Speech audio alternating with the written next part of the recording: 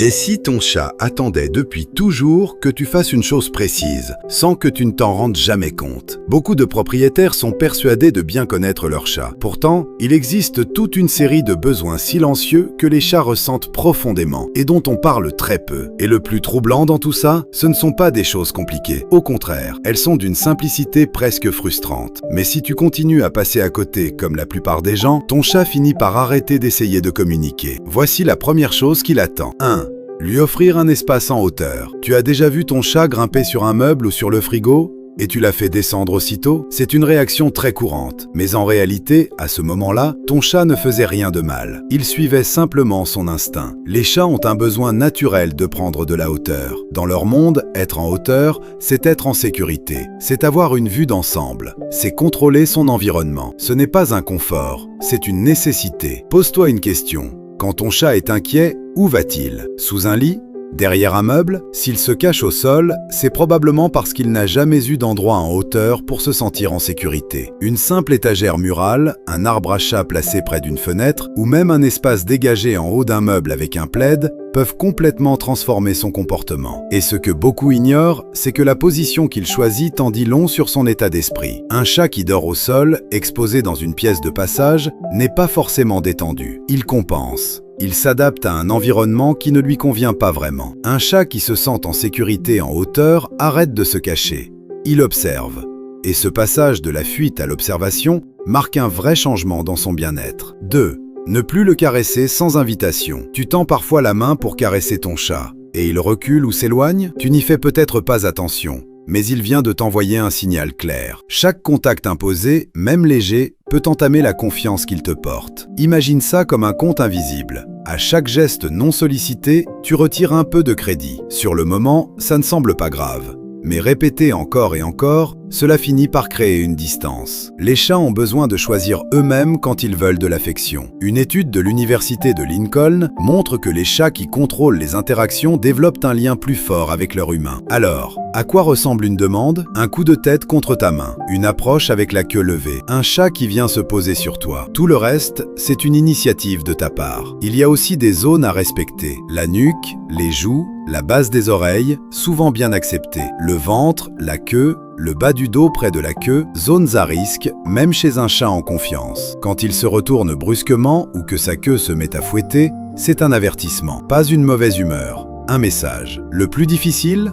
Résister à l'envie de le toucher. Mais dès que tu arrêtes d'aller vers lui, quelque chose change. Il commence à venir vers toi plus souvent, parce qu'il se sent respecté. 3. Se mettre à son niveau. Quand as-tu pris le temps de t'asseoir par terre à côté de ton chat sans objectif particulier, juste pour être là? Pour lui, tu es une présence immense, qui bouge vite et fait du bruit. Quelque chose de difficile à anticiper. Et ce qui est imprévisible est rarement rassurant. Mais quand tu descends à sa hauteur, ton image change complètement. Des observations en comportement animal montrent que la hauteur du corps est perçue comme un signal de dominance. Plus tu es bas, plus tu es accessible. Fais le test.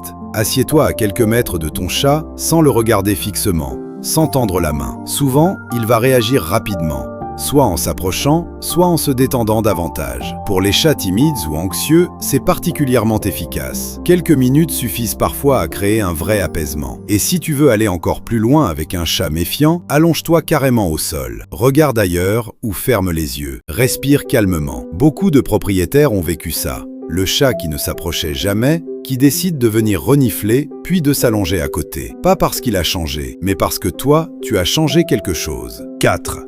Le laisser s'enquérir avant tout contact. Quand tu veux caresser ton chat, prends-tu le temps de lui présenter ta main ou vas-tu directement vers lui? Beaucoup de gens sautent cette étape, alors qu'elle est essentielle. Le chat perçoit le monde principalement grâce à son odorat, bien plus développé que le nôtre. C'est ainsi qu'il analyse une situation et décide s'il est en confiance. Si tu passes directement au contact, c'est comme ignorer les présentations. La bonne approche est très simple. Tends un doigt ou le dos de ta main à quelques centimètres de son nez. Laisse-le venir. S'il s'approche ou se frotte, c'est un accord. S'il détourne la tête, c'est un refus. Des études en comportement vétérinaire montrent que ce simple réflexe réduit le stress lors des interactions. Ce principe est d'autant plus important avec des inconnus. Quand des amis viennent chez toi et veulent absolument caresser ton chat qui se cache, le vrai conseil à leur donner, ignorez-le. Asseyez-vous, ne le cherchez pas du regard. Le chat va observer de loin, il va analyser, et si l'énergie lui convient, il viendra de lui-même. Forcer ne fait qu'éloigner. Attendre rapproche. 2 secondes suffisent pour faire toute la différence. 5.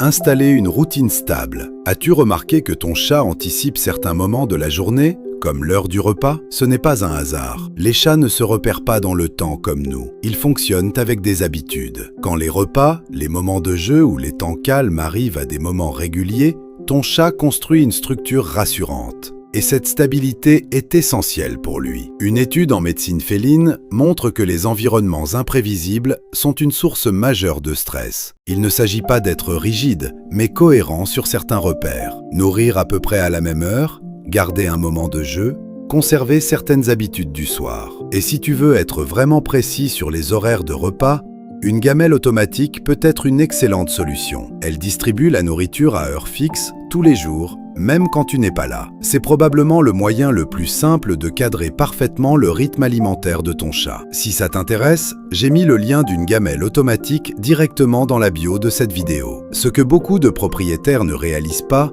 c'est que les changements apparemment anodins peuvent déstabiliser un chat. Un meuble déplacé, un nouveau produit ménager qui sent fort, des travaux dans la maison, un emploi du temps qui change brutalement. Pour nous, ce sont des détails. Pour lui, c'est son territoire qui se modifie sans qu'il comprenne pourquoi. Prendre le temps d'introduire les changements progressivement, de maintenir au moins quelques repères stables, fait une vraie différence. Un chat qui ne sait pas à quoi s'attendre reste en alerte. Et un chat en alerte n'est jamais totalement détendu. 6. Lui parler. Tu arrives chez toi, tu cuisines, tu te déplaces, et ton chat miaule. Est-ce que tu lui réponds? Les chats adultes n'utilisent pas le miaulement entre eux. Ce son est un langage qu'ils ont développé spécialement pour communiquer avec nous. Ton chat a appris à parler pour attirer ton attention. Des recherches de l'université de Lund montrent que chaque chat développe des vocalises uniques pour son humain. Et pourtant, beaucoup de propriétaires n'y répondent pas. Tu n'as pas besoin de phrases particulières. Parle-lui simplement. Naturellement. Il reconnaît ta voix. Il fait la différence entre toi et un inconnu. Il sait distinguer un ton doux d'un ton stressé. Et ça, c'est quelque chose qu'on sous-estime énormément. Ton humeur se transmet à ton chat. Si tu rentres épuisé, tendu, sans dire un mot, il le ressent. Ce n'est pas de la sensiblerie. C'est de la biologie. Les chats captent les signaux chimiques liés au stress humain. Alors simplement dire « bonsoir » en rentrant, lui expliquer ce que tu fais, lui parler pendant que tu prépares à manger. Ce sont des micro-moments de connexion. Et à chaque fois qu'il s'exprime, il espère que tu vas lui répondre. 7. Jouer avec lui vraiment. Tu poses parfois un jouet devant ton chat et tu espères qu'il va jouer seul, ça arrive. Mais ce n'est pas ce dont il a besoin. Le jeu pour un chat n'est pas un divertissement, c'est de la chasse. C'est une simulation de prédation. Et cette simulation a un rôle précis, libérer la tension accumulée. Un chat qui ne joue pas assez accumule. Et cette énergie finit quelque part, dans des comportements destructeurs, de l'agitation nocturne, de l'agressivité. Des études en bien-être animal montrent que 2 sessions de jeux interactifs par jour, même courtes, réduisent significativement les comportements problématiques. La clé, c'est le mouvement que tu donnes au jouet. Une proie ne bouge pas en ligne droite à vitesse constante. Elle s'arrête, elle repart, elle se cache, elle tremble. Plus tu imites ce comportement, plus ton chat est captivé. Et surtout, laisse-le attraper. Un chat qui ne gagne jamais finit par se décourager. La chasse doit se conclure. La victoire a une importance psychologique réelle. Termine chaque session de jeu avec quelques croquettes ou une petite collation. C'est la séquence naturelle. Chasser, attraper, manger, se reposer. Quand tu respectes ça, ton chat est profondément apaisé après. 8. Respecter son besoin de solitude. On parle beaucoup de ce qu'on peut faire pour son chat. Mais parfois, ce qu'il attend, c'est qu'on ne fasse rien. Les chats ont des moments où ils veulent être seuls. Pas ignorés, pas abandonnés. juste tranquille. Quand ton chat s'isole dans une pièce, se couche dos à toi ou ferme les yeux alors que tu essaies d'attirer son attention, il ne boude pas, il recharge. Forcer le contact à ce moment-là est l'une des erreurs les plus courantes et l'une des plus coûteuses en termes de confiance. Respecter ces moments, c'est lui montrer que tu lis ses signaux, que tu l'écoutes même quand il dit non. Et paradoxalement, les chats qui ont leur solitude respectée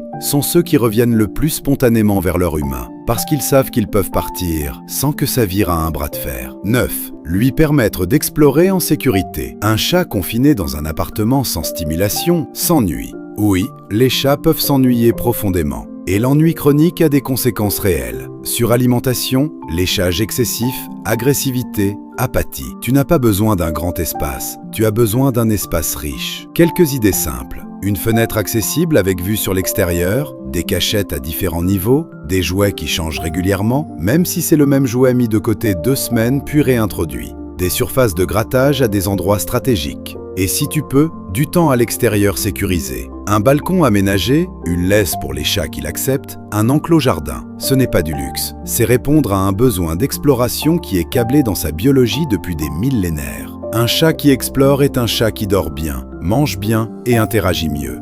10. Ne jamais le punir. Dernière chose, et peut-être la plus importante. Tu rentres chez toi, tu trouves quelque chose de renversé, un meuble griffé, une bêtise, et tu grondes ton chat. Sauf que lui ne comprend pas pourquoi.